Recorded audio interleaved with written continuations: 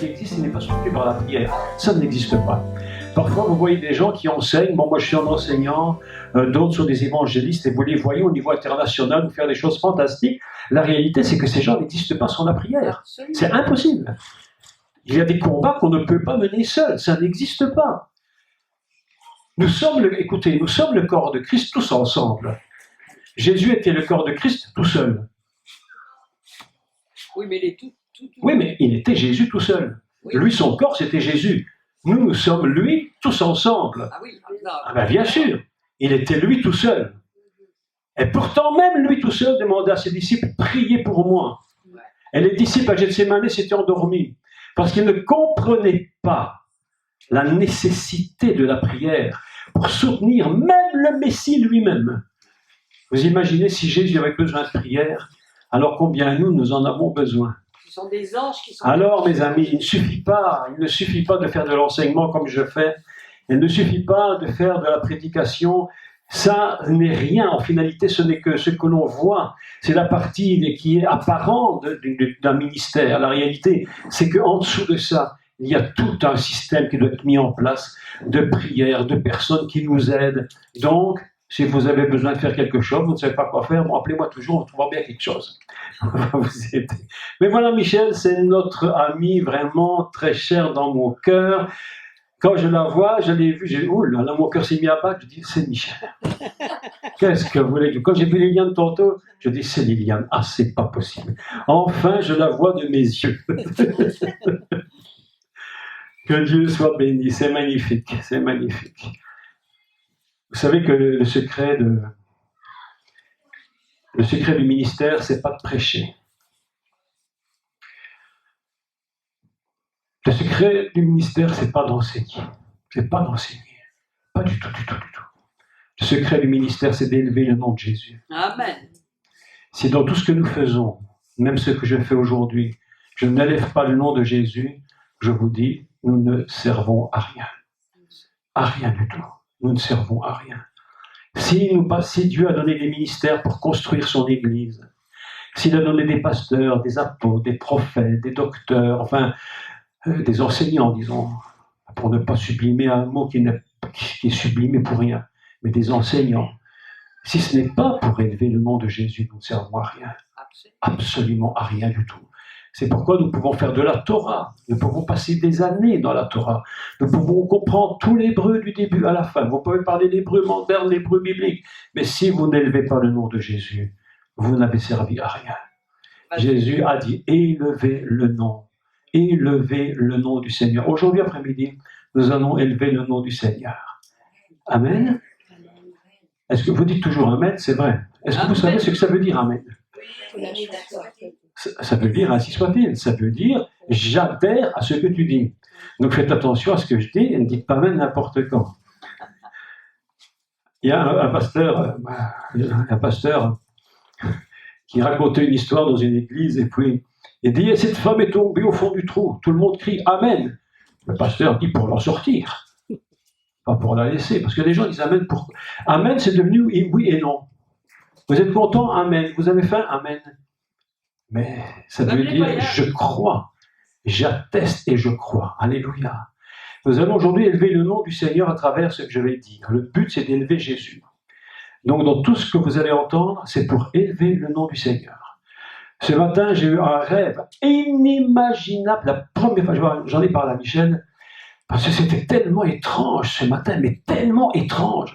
Je n'avais jamais vu ça de ma vie et j'étais très mal à l'aise au début du son. J'étais si mal dans le rêve. Je dis, mais qu'est-ce que c'est que cette histoire? Je voyais la mer et tout d'un coup, de la mer est sorti un arbre inimaginable. Il a grandi à une vitesse que je n'avais jamais vue de ma vie. Il est sorti de la mer, il s'est mis à grandir, il était couvert de verdure, comme s'il y avait du lierre autour du tronc, il est monté jusqu'au ciel, il a étendu ses branches, il était capable à lui seul de recouvrir une ville entière. Et cette ville surprenante, ses bâtiments étaient en verre transparent. Je me dis, mais qu'est-ce que c'est que cette histoire? Je dis, Michel, écoute, j'ai eu un rêve étrange ce matin. Et puis elle m'a rappelé la vision du prophète, qu'il dit qu'il y a cet esprit qui sort de la mer. C'est comme l'esprit de l'Antichrist qui monte à une vitesse incroyable. Et mes amis, Nous sommes au seuil dans l'histoire du monde de quelque chose de terrible, de dramatique. Les choses se mettent en place rapidement. Soyons donc extrêmement prudents pour ce qui vient. Et l'autre jour, j'ai entendu un enseignement d'un pasteur qui m'avait beaucoup dérangé parce qu'il avait dit il ne croyait pas que la persécution viendrait ici sur l'Église. Il dit c'est impossible que Dieu qui aime ses enfants ne voit pas qu'il laisse ses enfants dans la persécution. Alors je dis mais va seulement demander à ceux qu'on décapite dans les pays musulmans si la persécution n'existe pas. Va demander en Inde si la persécution n'existe pas. Mes amis, il faut être prêt. Aujourd'hui, il faut être prêt. On ne sait pas le jour exact, mais les jours viennent où nous devons être prêts à toute éventualité. Sinon, je vous dis que nous allons savoir qui est qui dans l'Église. Aujourd'hui, nous avons une Église très apparente. Demain, nous saurons exactement où est l'Église. Donc, soyons très prudents. Les choses se mettent en place rapidement et la vitesse à laquelle je l'ai vu grandir était tellement impressionnante, je n'avais jamais vu ça. Je me suis réveillé, je me dis, mais qu'est-ce que c'est que cette histoire? J'ai dit, Seigneur, redonne-moi une deuxième fois le songe pour que je vois bien tous les détails. Parce qu'il y a des choses qui vont échapper. On est très proche des temps très complexes, c'est très compliqué. Donc aujourd'hui, on va parler, maintenant j'introduis mon cours et on commence. Hier, nous avons parlé en introduction donc des différents types de lois. Nous avions la loi qui est la loi fondamentale. Cette loi fondamentale dont nous avons parlé qui est donc tu mangeras ou tu ne mangeras pas, tu feras ou tu ne feras pas. Il y a donc toujours dans la loi de Dieu, fondamentalement dans toutes les lois, un côté, comme je l'avais expliqué, extrêmement positif et un qui paraîtrait être extrêmement négatif et difficile à supporter. Et en réalité, les deux sont nécessaires et indispensables. Et un côté cache toujours l'autre. Et lorsque l'autre apparaît, c'est l'autre qui disparaît, mais il est présent. Ainsi, il y a des lois dans la nature, quoi que vous fassiez, quoi qu'on fasse, tout ce principe de ce qu'on pourrait appeler, et probablement c'est mal expliqué en disant négatif, positif, mais enfin, expliquons-le, que lorsque vous voyez une rose, une fleur magnifique, une rose, vous regardez la rose et vous sentez son parfum, vous voyez sa couleur. En réalité, qu'est-ce que vous voyez? Vous voyez le côté de la bonté et de la beauté de la fleur. Mais cette fleur, pour qu'elle soit ce qu'elle est, elle cache à l'intérieur des lois divines que vous ne pouvez pas voir. Impossible. Lorsque vous voyez une semence, à part quelques très grands experts, vous ne pouvez jamais savoir ce qu'il y a dans la semence. C'est-à-dire que tu vois l'extérieur, c'est-à-dire le côté qui est le plus positif, mais en réalité, qu'est-ce qui se passe à l'intérieur? Chaque semence porte en elle l'invisible qui va donner la réalité de ce qu'elle va produire. Mais ce qu'elle va produire est totalement invisible. Ainsi, nous devons savoir qu'il y a une loi divine qui existe sur chacun d'entre nous. Et je vais vous dire un grand secret. Faites attention quand vous regardez les gens. Parce que ce que vous voyez d'eux, ce n'est pas forcément ce qu'ils sont. Parfois, tu vois des personnes qui sont extrêmement, on ne miserait pas un demi-sel sur eux, mais tu n'as pas vu ce que Dieu a vu. Ainsi, il y a une loi divine qui va produire un des plus grands rois d'Israël qui s'appelle David. Et David n'est pas venu n'importe comment. C'est parce qu'il y a une loi divine qui va produire ce personnage. Et lorsque le prophète Samuel va dans la famille de David, on ne parle même pas de lui. Le père dit, oui, j'ai des fils, des costauds, là, des types formidables. Là. Et Samuel regarde le grand et beau, là, et Dieu lui dit, mais c'est pas lui. Ce que tu vois, c'est pas ce que moi je vois. Et Samuel dit, c'est pas lui. Et le deuxième et le troisième, etc. Et puis Samuel se pose une question, il se dit, mais c'est quand même très étrange. Est-ce que tu n'en aurais pas un autre qui ne serait pas là? Il dit, oui. Il y en a bien un là-bas dans la montagne, là, il est en train de garder les moutons. Derrière le troupeau. Oui, derrière le troupeau. Enfin, ça se faisait dans les montagnes, dans les prairies, n'importe. Et il dit, voilà, il y en a un là-bas, mais lui, c'est l'insignifiant des insignifiants, on n'en a même pas pensé. Et David a dit, le chercher. Dieu dit, c'est lui. Il y a une loi divine, mes amis, que vous devez tous apprendre. C'est à ne jamais regarder les gens avec les yeux de la chair, mais avec le cœur de Dieu. Si vous ne regardez pas les gens avec le cœur de Dieu, vous ne saurez jamais ce qui se cache à l'intérieur. Ne regardez pas à la tête. Regarde à ce qui est dans le cœur. Et si tu ne sais pas voir, demande à Dieu qui te révèle. Amen. Nous avons vu des personnes sur qui nous ne miserions rien, qui sont devenues véritablement des personnes formidables. Et ceux que nous croyions être des grands sont devenus les plus petits. Parce que nous avons mal regardé. Et le prophète Samuel avait cette capacité de regarder et de comprendre qu'est-ce qu'une loi divine. Même le choix que Dieu fait de chacun d'entre nous est fondé sur un principe divin. Sur ce qui est caché et non pas sur ce qui est visible. Donc Dieu lui-même va devoir évidemment nous faire comprendre les principes de la loi et comment on fonctionne dans la loi. Donc nous avions parlé hier de cette première loi, la loi fondamentale, puis la deuxième qui était quoi encore, rappelez-moi? La loi? Le loi? Ça c'était la quatrième. Ah, La loi de Noé. ah oui, non.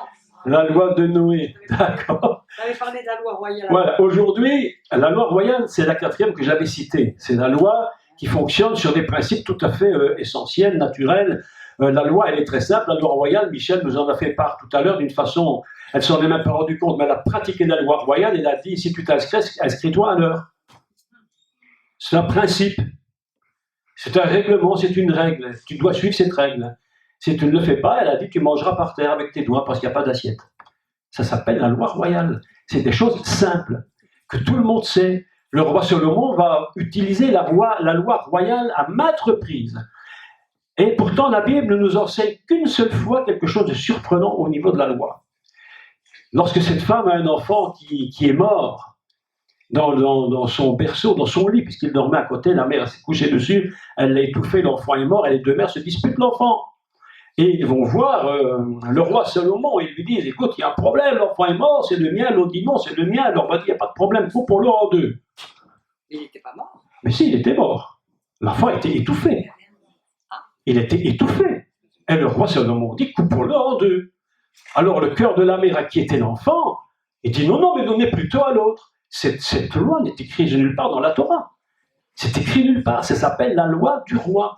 C'est des principes qui se mettent en place parce qu'il y a des systèmes normaux qui doivent se mettre en place, des systèmes particuliers, c'est la loi du roi.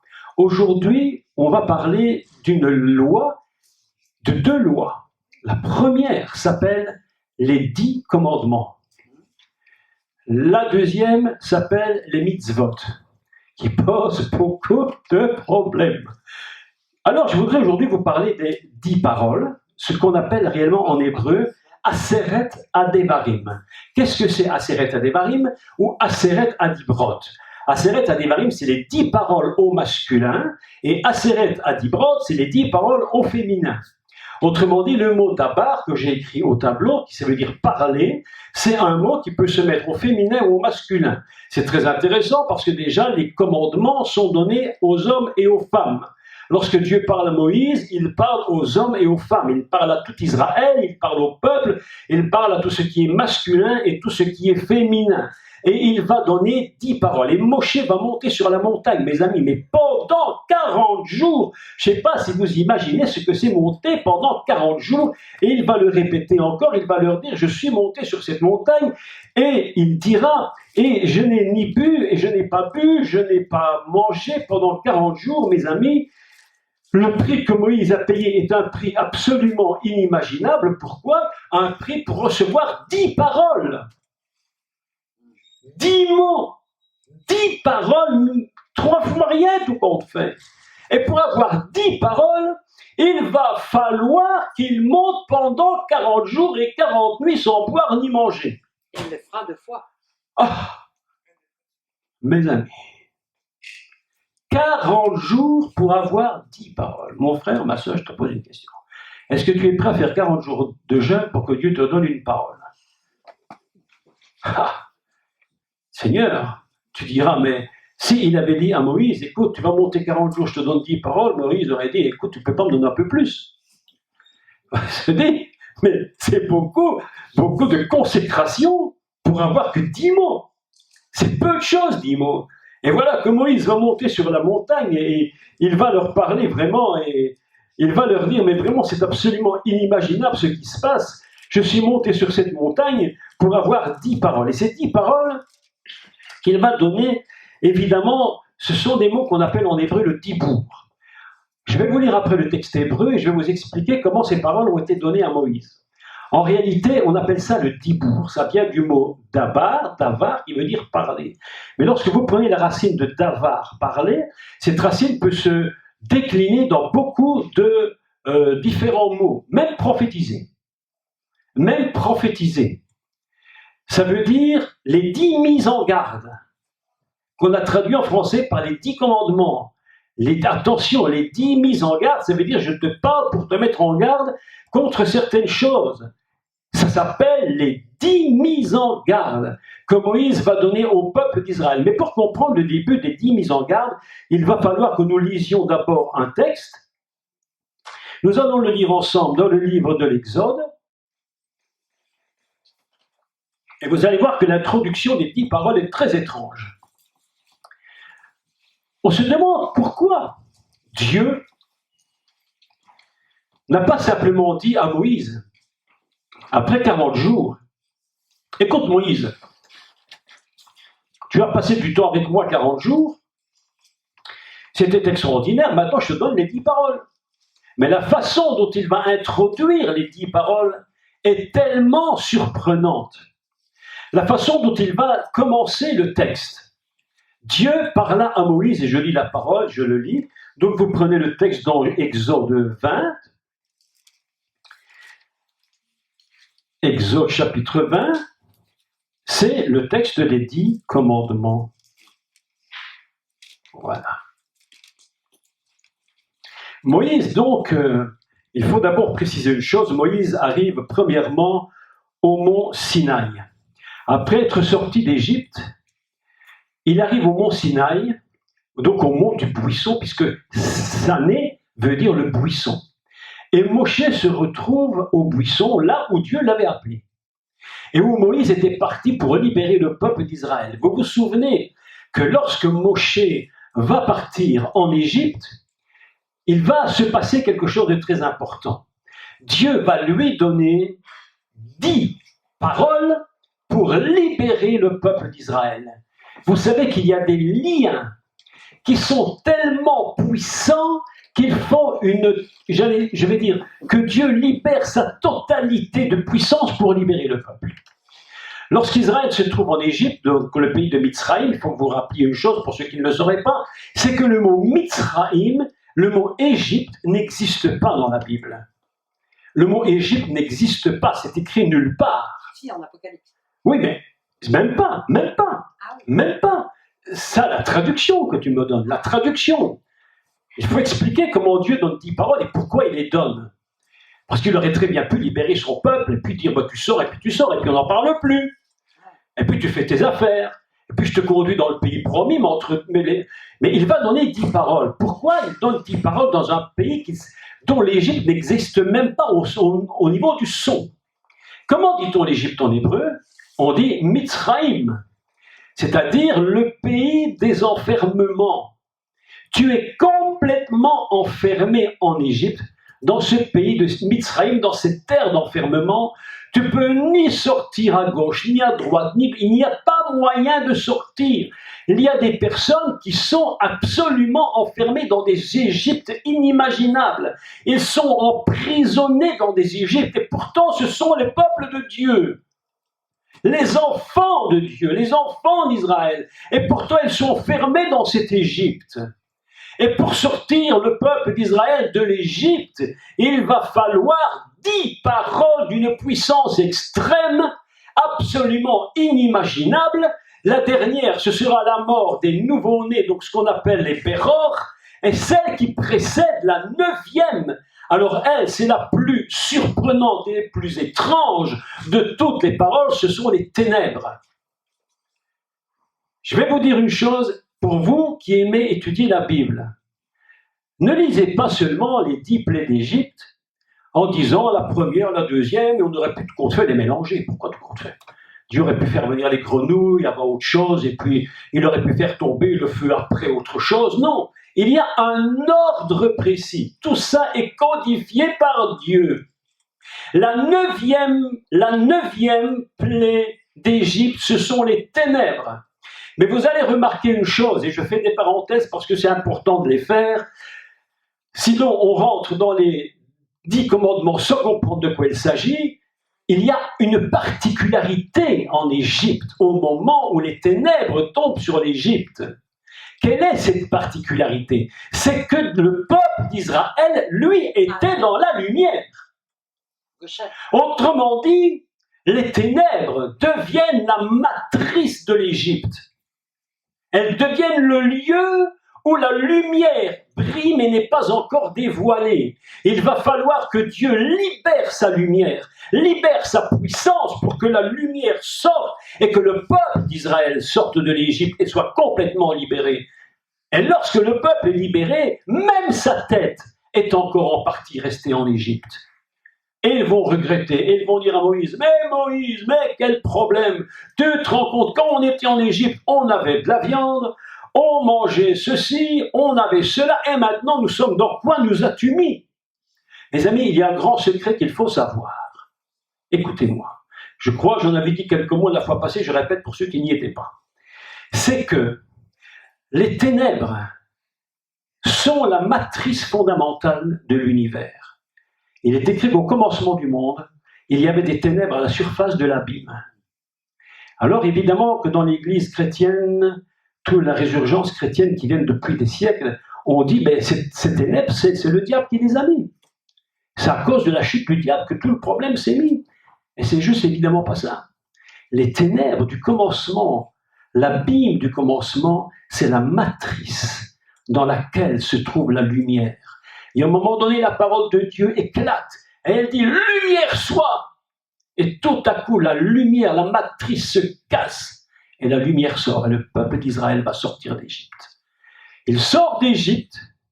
Pourquoi je raconte tout ça? Parce que Dieu lui-même ne donnera jamais les 10 commandements avant d'avoir expliqué ce que je vous explique. Il aurait très bien pu donner les 10 paroles sans aller plus loin. Mais écoutez comment il commence. Si vous prenez votre Torah ou votre Bible, au chapitre 20, je le lis d'abord en français, puis je le lis en hébreu, et je vous explique l'introduction des 10 commandements. Si on a le temps d'aller beaucoup plus loin, après on ira. Chapitre 20, verset 1. Exode, le livre de Shemot. Le livre de Shemot est très intéressant parce qu'il commence, voici les noms. Très intéressant parce qu'il dit, voici les noms qui quittèrent l'Égypte. Et on commence. Alors, je lis en français, la traduction, elle vaut ce qu'elle vaut, mais enfin on lit en français, après je ferai la bonne traduction. Alors Dieu prononça toutes ces paroles en disant, je suis l'Éternel ton Dieu qui t'ai fait sortir du pays d'Égypte, de la maison de la servitude. Point. Anochi Adonai Elohecha asher hotzetira me'eretz Mitzraim mibait avadim. Je suis Anochi. Anochi, c'est je, mais dans l'idée de la nature divine profonde. Dieu dit à Moshe, si tu te trouves sur cette montagne, et lorsque je vais te donner les paroles que tu vas recevoir, n'oublie jamais que c'est moi qui te les donne. C'est pas une invention humaine. C'est moi qui te donne ces 10 paroles. Anochi Adonai, je suis l'Éternel. Adonai Elohecha, je suis l'Éternel, ton Dieu.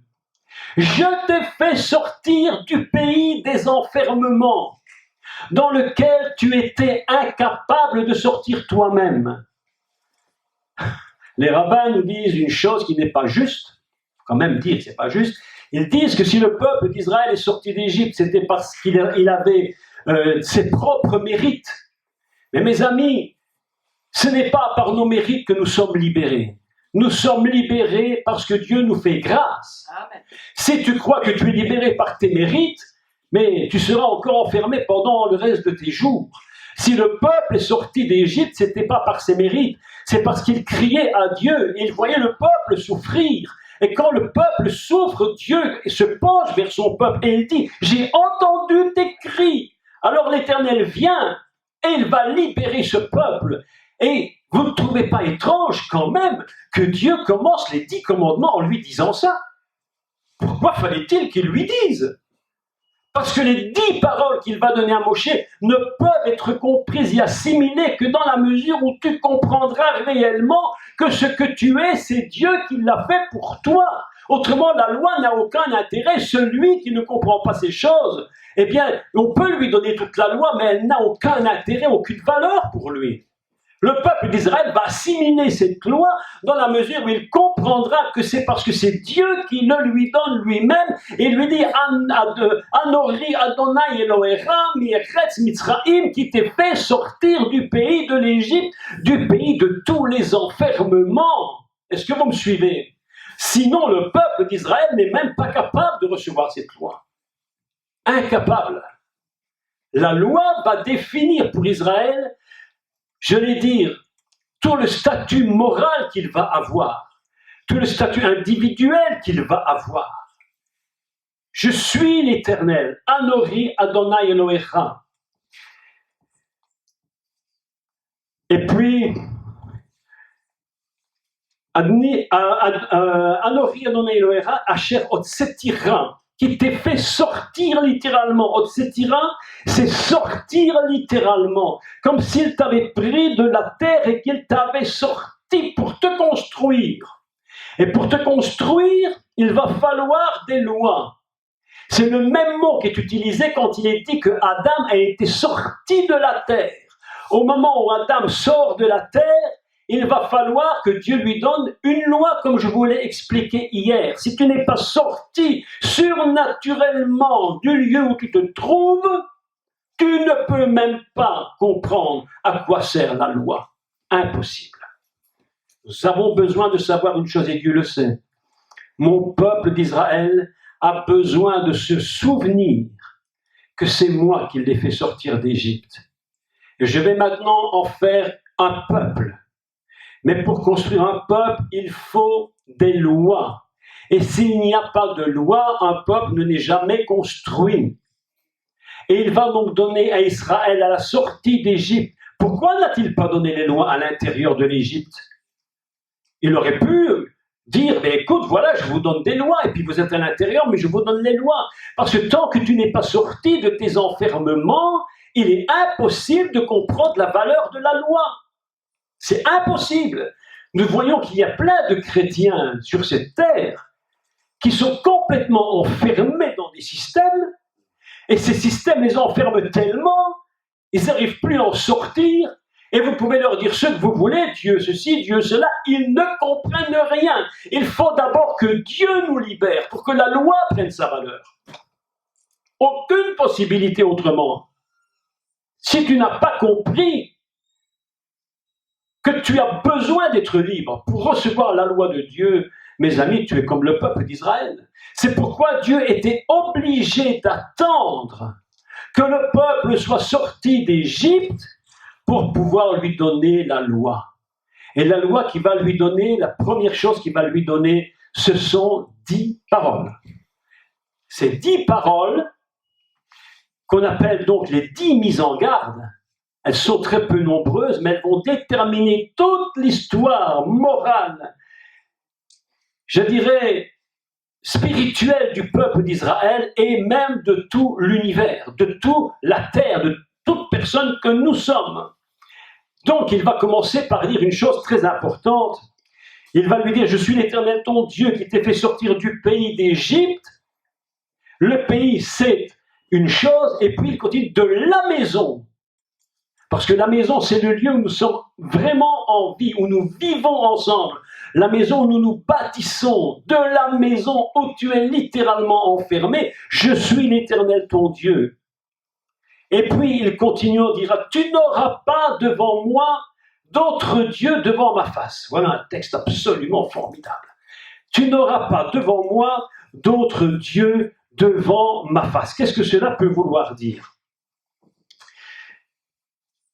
Le texte hébreu nous dit que, si je fais une traduction littérale, tu n'auras pas des dieux qui rivalisent sur mes visages. tu n'auras pas de rivalité sur moi. Vous vous souvenez que le peuple d'Israël était en Égypte. Et en Égypte, ils ont touché à tellement de choses. Ils ont touché à tellement de choses. Ils ont eu tellement d'idolâtrie. Le peuple est, pendant près de plus de 2 siècles, 210 ans exactement, enfermé dans cette terre d'Égypte. Et dans cette terre d'Égypte, ils ont vu ce qui s'y passait. Et la première chose que Dieu leur dit, c'est attention, là d'où vous venez, ne retournez pas dans les mêmes systèmes. Tu n'auras pas d'autre Dieu. Tu ne te feras pas pour toi, dit le texte exactement. Tu ne feras pas pour toi des dieux autres qui rivalisent sur mes visages. Alors vous dites, c'est étrange quand même, Dieu a des visages.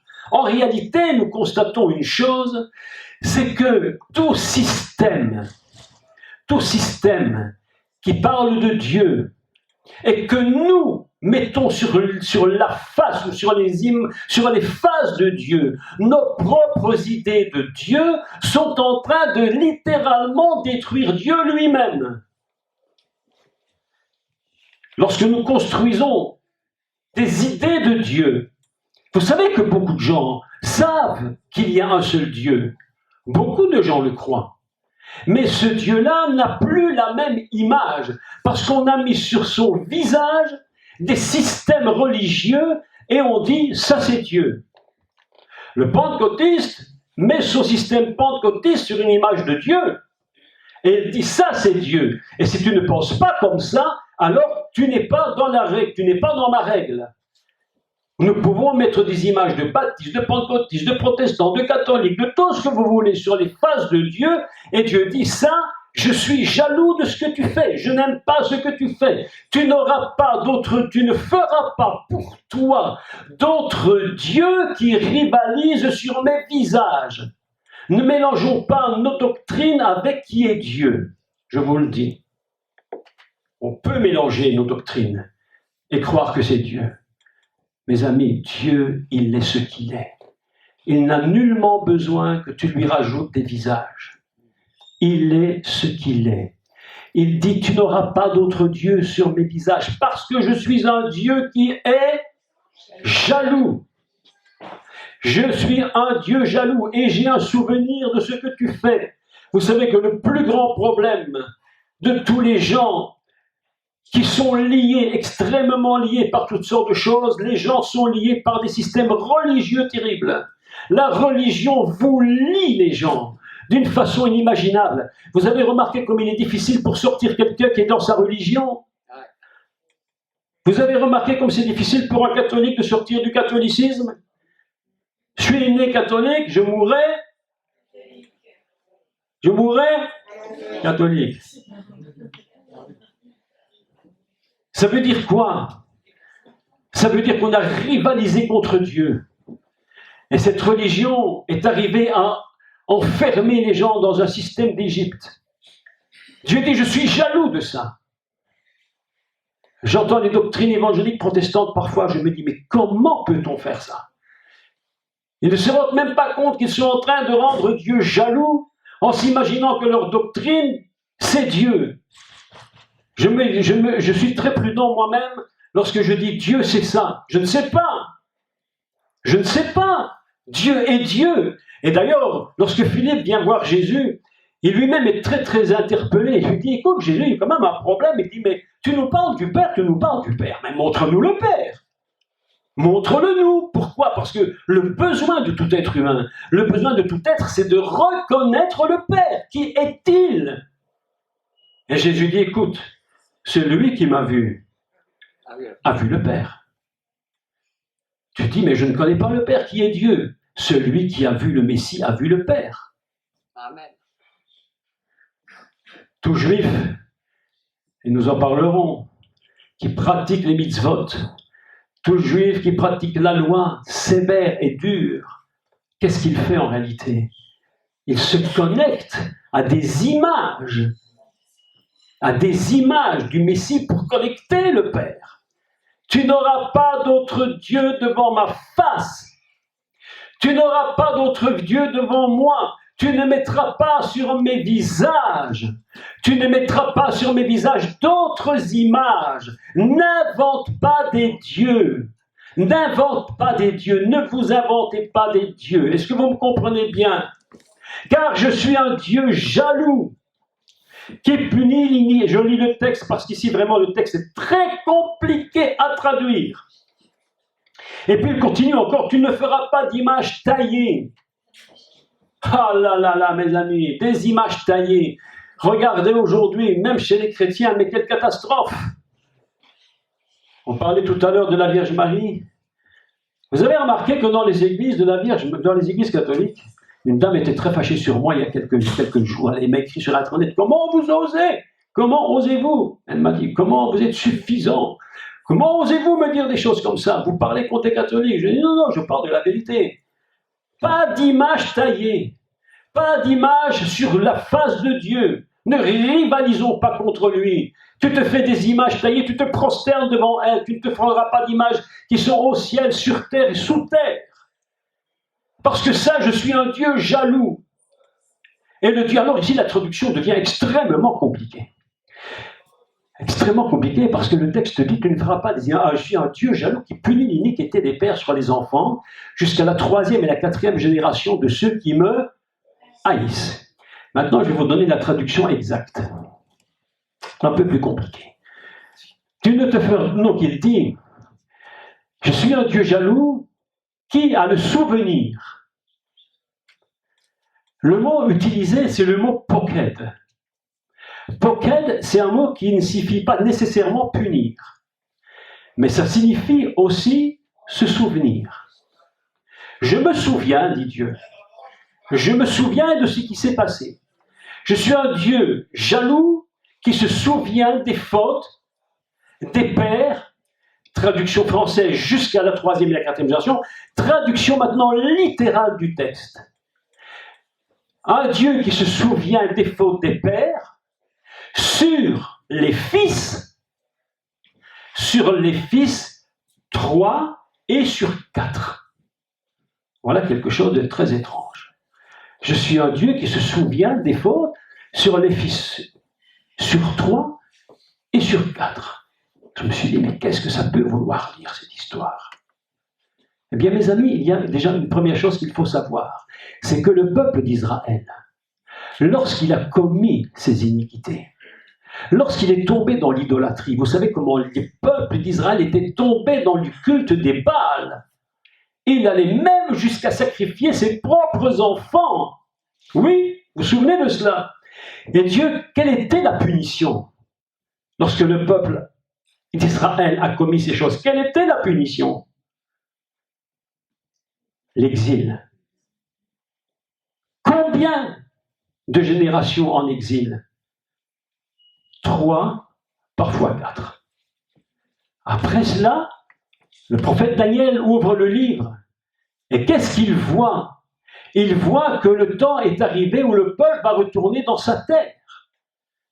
Ce que Dieu ne veut pas supporter dans ce commandement, dans cette première chose, c'est qu'on rivalise sur lui, qu'on aille vers des dieux autres que lui, parce que, comme je l'ai dit hier, lorsque l'on touche à ce que nous croyons être de la grande idolâtrie, les gens se prosternent devant les vierges, devant les saints, devant tout ce que vous pouvez imaginer. En réalité, nous ne voyons que le plus petit aspect de l'idolâtrie. C'est le minimum, ça.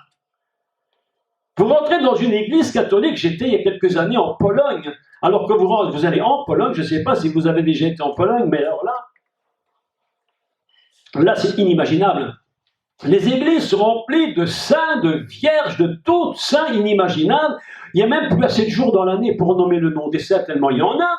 On se prosterne devant tout, les bougies sont allumées de partout. C'est incroyable, inimaginable. Et lorsque l'on voit ça, je rentre dans une église, et qu'est-ce que je vois? Je vois un petit Jésus dans les bras d'une grande Vierge Marie.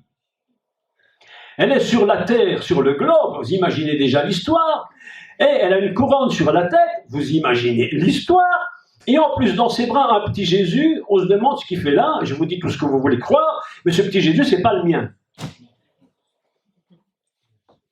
Ça s'appelle de l'idolâtrie. Vous êtes d'accord avec moi? Mais ce que vous avez vu, mes amis, c'est rien du tout. Rien du tout vous avez vu. Même si ça paraît immense, la réalité n'est rien. Ça, c'est le petit aspect sur terre d'une idolâtrie qui touche le céleste à un niveau que vous ne pouvez même pas imaginer. Là-haut, il se passe quelque chose. À chaque fois que quelqu'un va vers une idole, à chaque fois que quelqu'un va vers l'idole et commence à la prier, à lui mettre des bougies, à commencer à lui faire des prières à la Vierge, à la maman du ciel, comme il l'appelle, la maman du ciel. Vous imaginez le truc, la maman du ciel.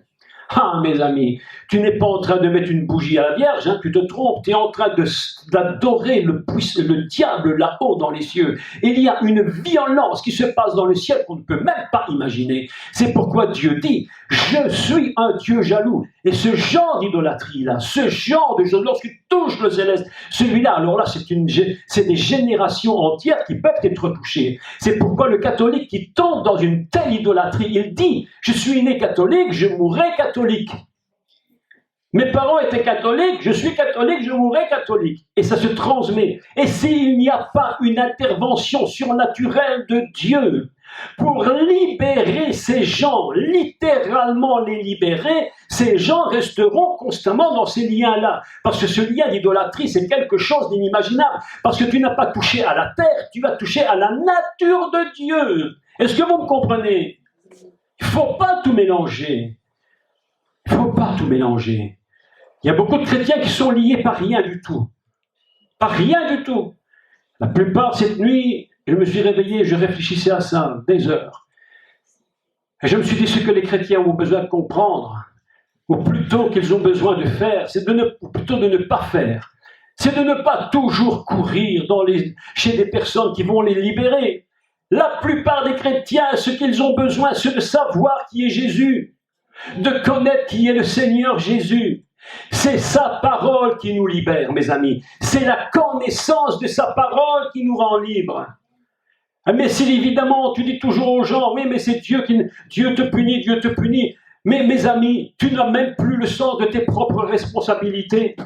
On a déresponsabilisé les chrétiens dans les églises depuis des années, en leur faisant croire qu'ils seront libérés, en leur disant, si tu viens, je prie pour toi, tu seras libre, mais la personne retourne chez elle, elle continue la même vie, elle ne prie pas, elle ne lit pas la parole. Ça ne l'intéresse strictement pas d'étudier la parole. Mon frère, ma sœur, est-ce que si tu veux être vraiment libre, est-ce que tu crois que tu vas être libre simplement en allant dans des impositions des mains, mais tu te trompes complètement, je ne peux pas te mentir.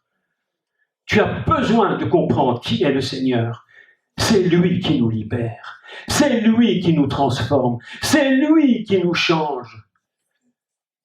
Si ma vie change, c'est parce que j'ai décidé de servir le Seigneur.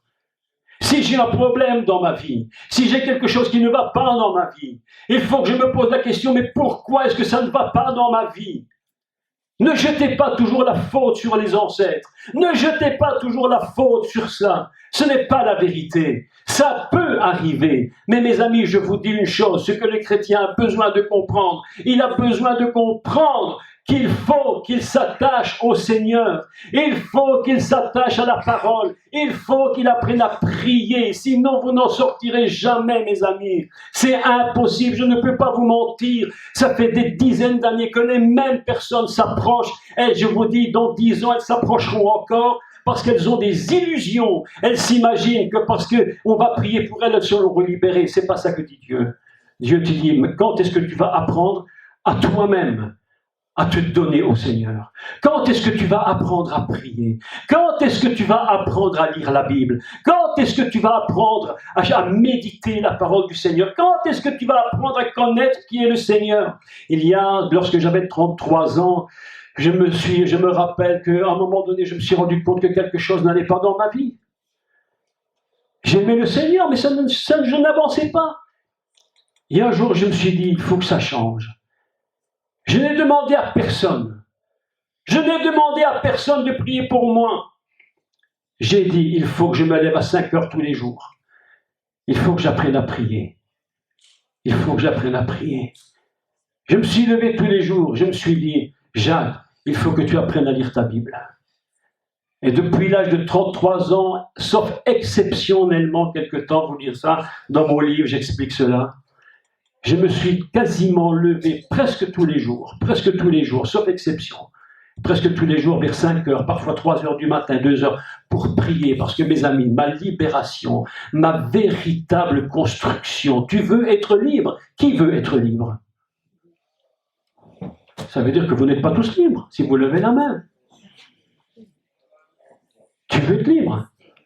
Tu as besoin d'apprendre à te donner au Seigneur. Tu as besoin d'apprendre à prier, mon frère et ma sœur. Et ne dis pas, je ne sais pas prier, mais dis, je vais apprendre à prier. Et ne dis, je ne sais pas lire ma Bible. Une dame me disait l'autre jour, je ne sais pas lire ma Bible. Je dis, apprends à lire ta Bible. C'est la seule libération. Tant que tu ne seras pas libéré de cette façon de vivre, tu ne pourras même pas comprendre ce que représentent les 10 paroles qui ont été données à Moïse. Parce que ces 10 paroles s'appuient sur la parole de Dieu. Elles ne sont que la parole fondamentale de Dieu. C'est pourquoi Dieu commence en disant, il dit, je suis l'Éternel ton Dieu, c'est moi qui t'ai libéré. Mes amis, les chrétiens ne sont pas libres. Je te dis, les chrétiens ne sont pas libres. Ils ne sont pas libres.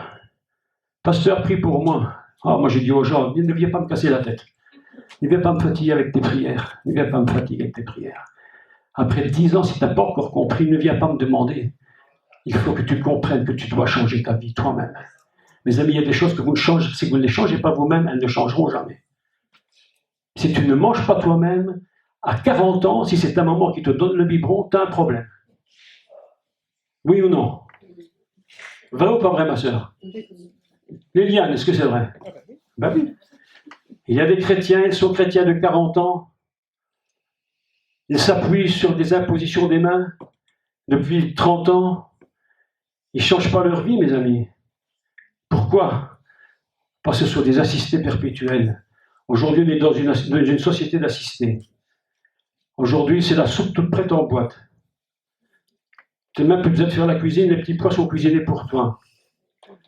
Tout est prêt à porter. Tu veux mettre un pantalon, il n'y a pas grave, s'il y a un trou, je le jette, j'en achète un autre. Prêt à porter. Ça s'appelle le prêt à porter. En Église, il y a le prêt à libérer. Le prêt à changer, mes amis. Mais le prêt à changer, mes amis, ce n'est pas ta vie. Tu dois être un tailleur, tu dois être le couturier de ta vie. Tu dois être le constructeur de ta vie. Aujourd'hui, c'est toi qui es responsable. Si tu ne veux pas comprendre que tu es responsable devant Dieu de ta vie, et que tu dis, Seigneur, révèle-moi qui tu es. Révèle-moi ton œuvre. Dans 10 ans, mes amis, dans 20 ans, vous serez toujours ici, en train de demander la prière. Mais à un moment donné, mes amis, vous devriez passer des maîtres. C'est ce que Paul dit, vous devriez être des maîtres, et vous êtes encore des enfants. Ah.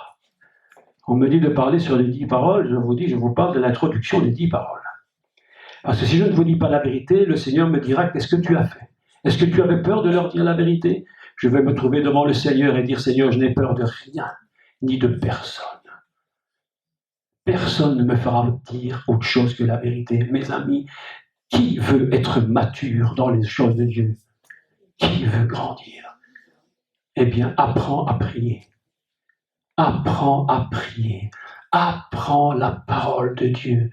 Demande à Dieu de t'éclairer. Demande à Dieu de chercher. J'ai compris une chose aujourd'hui. Aujourd'hui, les gens ne cherchent plus l'enseignement. Michel vous l'a dit hier. Quand on va parler de la loi, les gens ne s'inscrivent plus. Si tu avais dit, venez, on va prier pour votre délivrance, tout le monde serait venu. Vous savez pourquoi? Parce que c'est des perpétuels assistés. Ils vont pointer au chômage. Ils veulent même plus travailler pour Dieu. Ils veulent que tout soit mis dans leur bouche tout cuit. Ils vont voir le prophète parce qu'ils n'entendent pas la voix du prophète. Et comme ils n'entendent pas la voix du prophète, ils vont voir le prophète, Madame Soleil, pour qu'on lui donne leur avenir. Et les chrétiens, nous connaissons une dame d'ailleurs, en plus femme de serviteur de Dieu, pour vous dire. Elle dit, ah, Dieu m'a donné une libération aujourd'hui. Je dis, mais ça fait 30 ans qu'on te donne la libération. Quand est-ce que tu vas grandir? Ah, Dieu m'a dit que j'aurai un don de prophétie. Et pourquoi tu ne prophétises pas? Ah, ben je ne sais pas. Quand est-ce que tu vas apprendre à te consacrer au Seigneur? Je suis l'Éternel qui te libère du pays d'Égypte. Tant que tu ne seras pas libéré de ce que je viens de te dire maintenant, n'écoute même pas la suite de mon message, tu peux rentrer chez toi. Tu ne comprendras rien du tout. Mes amis, il est vrai, et il est vrai, que certains chrétiens ont réellement besoin d'être libérés. Vraiment besoin, parce qu'il y a des libérations qu'on n'obtiendra jamais tout seul, on n'est pas capable. Il y a des gens qui sont pris dans des chaînes tellement terribles, depuis des générations qui leur sont tombées dessus, qui leur ont fait des choses absolument inimaginables. Et ces gens sont marqués dans leur chair, dans leur âme, jusque dans le, j'allais dire, même génétiquement, ils sont marqués par les fautes que leurs pères ont pu faire, tellement c'était dramatique. Une des fautes les plus terrifiantes qui existent aujourd'hui et qui est tombée sur les nations, c'est ce qu'on appelle la Shoah. Des gens, des familles qui ont tué les Juifs et dont les enfants eux-mêmes ont porté ce fardeau. Ça, ce sont des vrais gens, des vraies personnes qui ont besoin d'être vraiment libérées, parce qu'il y a une telle violence dans ce qui s'est produit. Dieu dit, mais tu as touché à mon peuple, c'est pas seulement à des gens que tu as touché. Mes amis, écoutez, je vais encore vous dire quelque chose encore plus fort que tu n'imagines, plus incroyable que tu n'imagines. Lorsque Paul est sur le chemin de Damas, écoutez la révélation de Dieu maintenant. Lorsque Paul est sur le chemin de Damas, lui, il est dans une loi de mort. Il tue à cause de la loi. Non seulement il se tue lui-même, mais il tue les autres. Il est sur le chemin de Damas. Et tout à coup, la lumière se fait, la voix se fait entendre. Et la voix, qu'est-ce qu'elle dit? Pourquoi est-ce que tu persécutes les chrétiens? Mais non, il ne dit pas ça. Elle dit, pourquoi tu me persécutes, moi? Mes amis, lorsqu'il a tué Étienne, c'était dramatique pour Étienne. Mais la réalité, c'est qu'en fait, il avait touché Dieu. Il a dit, Paul, c'est moi que tu persécutes. Lorsque la Shoah a existé, lorsque les pogroms ont existé depuis des siècles, mais alors ici, le comble du comble, c'était les nazis. Vous êtes d'accord avec moi? Un comble. Nous disons, et il y a raison, quelle catastrophe d'avoir tué tant de juifs. Mais en réalité, mes amis, on a été pire que ça. On a touché le cœur de Dieu. C'est là-haut que ça s'est passé. Le plus grand drame s'est passé là-haut. Là-haut. Et Dieu dit là-haut, moi, tu m'as touché en plein visage. Et mes amis, est-ce que vous savez sur quel nom? Savez-vous sur quel nom on a massacré les millions de juifs? Est-ce que vous le savez? Pour vous montrer qu'il y a des liens très forts. Gott mit uns. Gott mit uns. C'était ce qui était écrit sur le ceinturon des soldats allemands. Dieu avec nous. Gott mit uns. Dieu avec nous. Au nom de Dieu, tu as touché le céleste. Et tu as encore le culot de venir mettre sur ton ceinturon. Et je dis encore, c'est pire que tout. Parce que c'est sur le ceinturon qu'on l'a mis. Là où on met la ceinture autour des reins. C'est-à-dire ce qui est le lieu de l'émotion forte.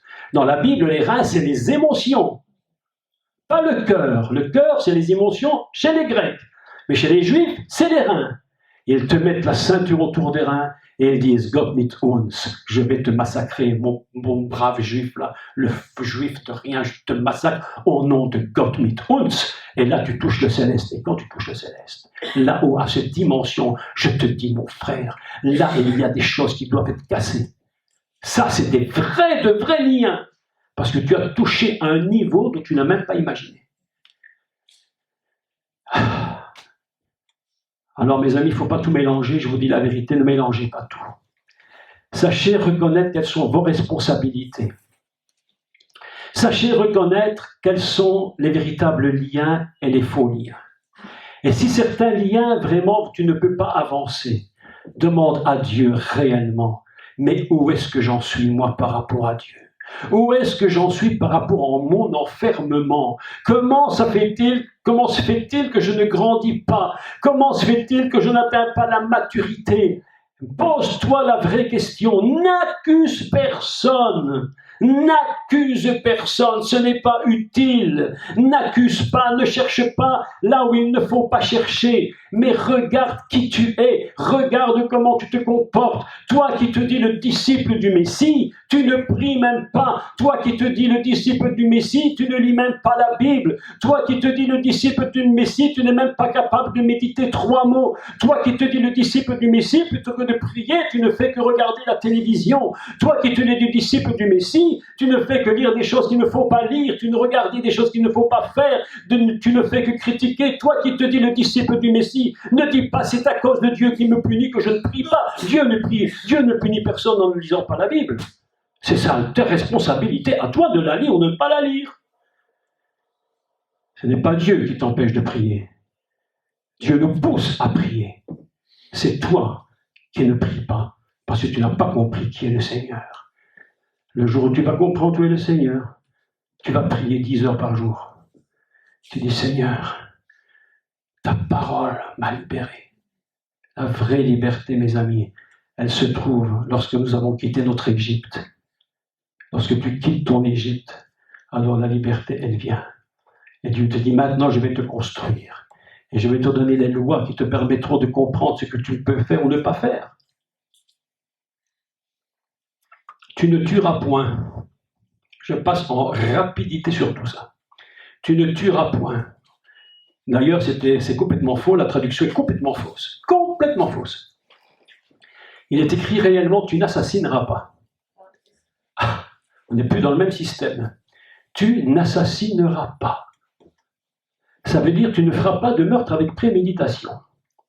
Mais mes amis, dans l'idée commune des chrétiens, c'est quoi tuer? C'est tuer physiquement. Mais combien de disciples du Seigneur, ou plutôt, qui se disent disciples du Seigneur, sont des gens qui tuent les autres par la bouche? C'est ce qu'on appelle en hébreu la shonara, c'est-à-dire la langue méchante. Comment veux-tu comprendre ce problème et comment veux-tu maîtriser ce problème de la langue méchante, c'est-à-dire de la calomnie, de la tromperie, du mensonge sur l'autre? Le texte dit, tu ne feras pas de faux témoignages. La réalité, c'est que tu ne feras pas de témoignages, de mensonges sur l'autre. Comment peux-tu résoudre ce problème? Je te pose la question.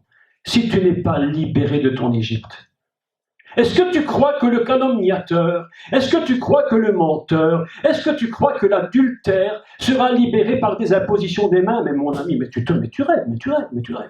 Mais jamais. L'adultère restera adultère, parce que sa tête est une tête adultère. Ce que tu as besoin, c'est d'être libéré. Et comment, toi qui te dis disciple du Seigneur, peux-tu être libéré si tu n'es pas libéré par la puissance de Dieu pour prier, pour chercher la parole, pour te construire par la parole? Ce n'est pas le reste qui te libérera. Les gens qui ne veulent pas prier ne prieront jamais. Je connais des chrétiens, ils ne prient jamais. Vous en connaissez beaucoup qui prient. Je vais poser une question franche. Est-ce qu'on est d'accord? On va franchement au but. Hein? On rigole plus aujourd'hui, hein? On dit la vérité. Qui peut me dire aujourd'hui, je prie 1 heure par jour? 1 heure par jour. 1, 2, 3, 4, 5. 1 heure par jour. Vous voyez, sur l'ensemble. Qui prie 1 demi-heure par jour? Ceux qui prient 1 heure prient 1 demi-heure. Donc levez la main aussi. On va faire en descendant. Qui prie 5 minutes par jour? C'est très minimum. Mes amis, ce que vous avez besoin, ce n'est pas d'une imposition des mains, je vous le dis la vérité. Vous avez besoin de savoir qui vous êtes maintenant. Mais qui êtes-vous? Qui êtes-vous? Qui est votre Seigneur? Vous êtes enfermé. Vous avez des habitudes qui transgressent la loi de Dieu constamment. Médisance, mensonge, tromperie, adultère, enfin tout ce qu'on peut imaginer. Mais si tu n'es pas libéré, si ta vie n'est pas une vie qui est libérée, tu ne pourras jamais mettre ces lois en pratique, c'est impossible. L'Éternel dit à Moshe, écoute Moïse, il faut que je te le dise. Dès le départ, il faut que je te mette au clair, Moïse. Écoute, on va pas. Dieu dit à Moïse très simplement, écoute, on va pas tourner autour du pot. On y va franco, on y va. Écoute Moïse, voilà, je vais te donner 10 paroles, mais il faut que je te dise avant, n'oublie pas que c'est moi qui t'ai libéré. Parce que tant que tu n'as pas compris que c'est moi qui t'ai libéré, tes 10 paroles, elles ne serviront à rien. Je suis l'Éternel, ton Dieu. N'en est pas un autre. C'est moi qui t'ai libéré. De ton Égypte. De ta propre maison. Tu peux être enfermé dans un système religieux égyptien. Terrible.